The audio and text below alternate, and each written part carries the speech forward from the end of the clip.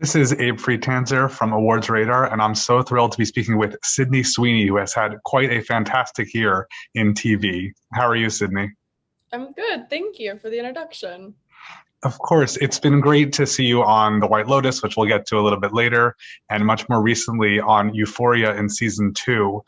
I'm curious, how much did you know about Cassie's arc and where you were going to go in the most recent season when you first signed on to play the character? Like back in season one, Yeah. I had no idea. No clue. I didn't know what was going to happen for season two until a couple weeks before we started filming. How did you feel about the direction of her character and what happened with her? It was one of those things where it was like a nervous excitement because you knew fans were going to be very upset with Cassie, but as an actor, I got to explore such deep, crazy, amazing places that I've always wanted to be able to do. Do you think that there are fans who see themselves in Cassie or don't want to see themselves in Cassie but do anyway? I think it's that they don't want to see themselves in Cassie, or they do. They do see themselves in Cassie. She has so many beautiful and unbeautiful traits about herself that I think people relate to. What do you relate to most about her? We've all been a teenage girl at one point. What do you struggle most with to connect with about her? Um, she she has a really hard time communicating to others, and I feel like I've always been able to kind of voice my own opinions, and she doesn't really know how to even form her own thoughts in certain circumstances. There are so many incredible scenes that I keep thinking of when I think about your performance in season two, especially like that breathing outside of the auditorium, which is a pretty intense ending. Um, but especially everything with the play, within the show. What was it like to get to experience that and I guess, to watch it being filmed? I guess that's where you were in that. It was absolutely fascinating. The moment I walked into the auditorium, because they built it inside a soundstage, it took my breath away. It was absolutely incredible to see what they were able to build, and then the play itself was just unbelievable. I remember when we watched Austin perform the locker dance routine, and all of our jaws were on the floor. We could not stop cheering, and we were like, I hope no cameras are on us because none of us are in character right now, because we were completely blown away by everything that they put together. It was absolutely incredible. It was especially fun, I think, to watch Jules watching the play because her reactions were just like she was having fun because it's not. I Yeah, think she got to enjoy right. it. It's not really because she wasn't really central to it, and where I think everyone else was much more sort of biting, and it was very disorienting to watch. Also, just which in the best way because just of everything, and that you're trying to figure out what's what and how much of it is really fiction and not. And I think that really is a big thread of the second season, which makes it very, very interesting. It does. It does. And it was also interesting to read as well because we were trying to put together, okay, what is play? What is fantasy? What is real time? What is flashback? It was quite a puzzle. Do you watch the episodes after you film them? I do. Were you surprised by how that one, especially with the play, sort of came Oh, out? because there were so many different pieces that had to be put together that we didn't even see, because sometimes they build the audience separate from the actual play. And so there are many aspects of the play that none of us had actually seen. And so it was incredible to watch. I'm sure there are also COVID protocols and other things that make it a different experience from what we get to see as the finished Exactly. product. It does. It does. Because that was quite a big scene with a lot of people. Yeah. Well, speaking of a lot of people, there were so many great other actors and actresses you get to work with in this show, and I think the one that was most interesting for me in season two was Maud Apatow because she's really so much in the background in season one and gets to come together. And I think the scenes that the two of you share are mostly angry, sort of brooding scenes. So, what was your relationship like with her, working with her? I absolutely love Maud. She has become a sister I've always wanted and a best friend of mine. And so it's quite ironic and funny that we play sisters and have scenes where we just kind of hate each other. There's like this deep rooted, unspoken situation problem between the both of us. And the moment they call cut, we're just laughing. Sometimes it's so hard to keep a straight face between the two of us. It's also hard to think, how do we feel about Nate? It's hard to feel anything good, but I'm sure that there's more there. What do you think? I think there's way more there. I mean, I might be biased though, because I love Cassie. So she sees a lot in Nate. What do you think is next for Cassie in season 3? I'm sure you can't say anything. So what do you think might be coming? I don't know. I get asked this question so often, and I have no idea, because season 2, I thought I knew what was going to happen. And season 1, Cassie ended. She was so strong. She was going to become an independent woman, not going to fall in love. And then I was completely hit with the whirlwind of Nate. And I did not expect that. So I'm excited to just read and see what Sam comes up with. Is there any characters or cast members that you'd really like to work with who Cassie so far hasn't, come near for any reason?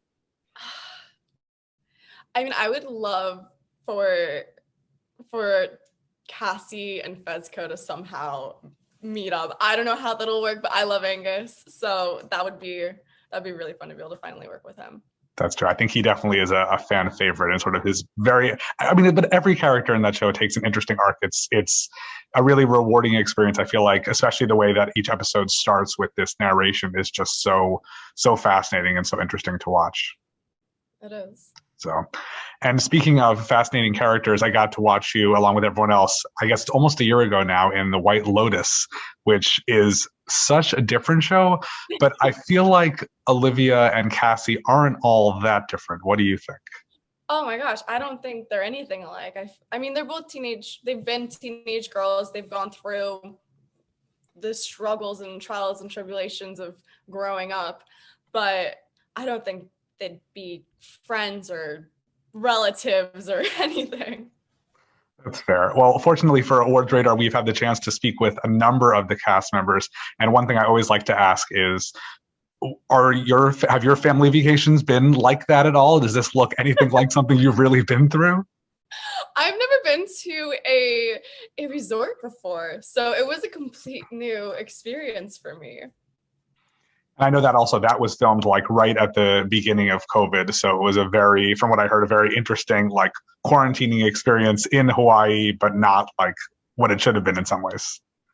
It was. We were locked down at the Four Seasons, and we had the entire resort to ourselves, which was pretty incredible and a dream, but we weren't allowed to leave the property, and no one was allowed to come onto the property. So we were kind of in this glorified bubble. What appealed to you most about that show when you signed on? So many different aspects. Mike White, he's a genius. The entire cast, I felt like I was having the best comedy boot camp I could ever put myself in. And Olivia, she was such a fascinating, kind of scary character, and I felt like I hadn't played someone like her before, and I really wanted to challenge myself. I also like the way you interact with Brittany O'Grady and with Fred Heschinger, who I think are people some people know them, but they're not quite as well known. And I think they're really up and coming. What can you say about working with them? Oh, they're both amazing. Brittany is so sweet. She's such a kind-hearted soul. And Fred is hilarious. Like, you will just enjoy your time with him no matter what. So it was really fun being able to play opposite both of them and kind of find different parts of Olivia through each relationship with both of them, because they're such amazing actors. Do you have any interest in coming back for season 2 if that was an option? Of course. I love that entire team. That's great. And I think I first saw you on TV in The Handmaid's Tale, which again is another completely different show. And I think Eden, that was everything on that show is haunting and disturbing. I think that's a good way to describe it, but it's very, very powerful. What do you remember most from that show and that experience? I try to remember absolutely everything, because it was one of the most amazing shows that I'm very lucky I got to be a part of. The cast is one of the most phenomenal, talented casts I've ever been a part of. The crew work 110%, and it's just like this well-oiled machine that puts together such an incredible show. And it was a dream experience. I was a huge fan of the show myself, so being able to walk on the set after seeing it on TV or in like fan YouTube videos, it was a surreal experience. I want to ask you about a few films that I've seen you in, but I'm just curious, how do you feel about film versus TV? Do you have a medium that you prefer? I don't know yet. You know, in the beginning, before I even was able to speak on anything, I used to be like, I'm only going to do movies and not TV, and I have no idea why. And now I seem to be loving TV and not stepping into movies as much, but I'm trying to switch that up this year. I don't know yet. I think that there's so many amazing opportunities for both film and TV right now. So I'm kind of going wherever the character takes me. Yeah, I really enjoyed your performance in Big Time Adolescence, which I feel is sort of like, I'm not really a lighthearted version of Euphoria, but I feel like it has some similarities in terms of like what would happen if people sort of stayed in the high school mentality. And I'm sure working with Pete Davidson was really a blast. He's a lot of fun. He's hilarious.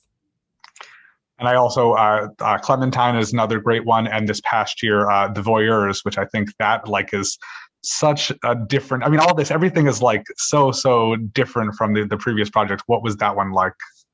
I was so excited to do Voyeurs because Michael Mohan was one of the first directors that I had worked with. It was on Everything Sucks. And so it kind of felt like a full circle of being able to work with him from when I was like 18, 19 years old on Everything Sucks to 4 years later, and we're doing Voyeurs together. And it was kind of a reunion between a couple of crew members that were from the Everything Sucks as well.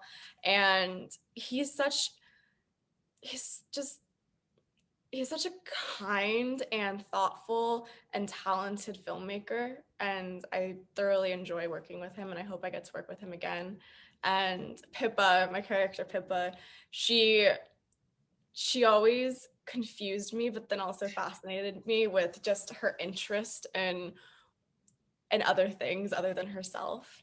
And it was a very fun, kind of complicated character to play.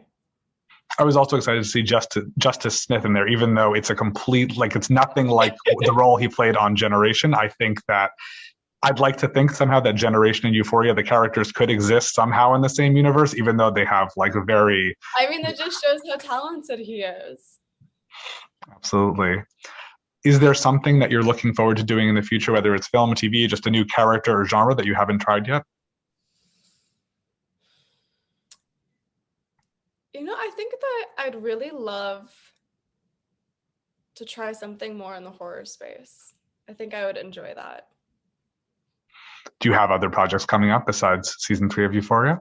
I do. I just finished a movie for Bronze Studios called National Anthem that Tony Tost wrote and directed. And I'm about to start a new movie. I can't talk about it yet. And then I have Madame Web as well. Wonderful. Can you preview anything about Madame Web? I assume not, right? I can't. I always feel like it's such a terrible tease.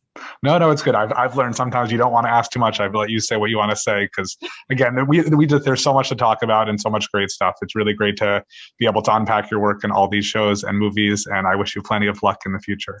Thank you so much. Thank you. Thanks so much, Sydney. I really appreciate it. Awesome.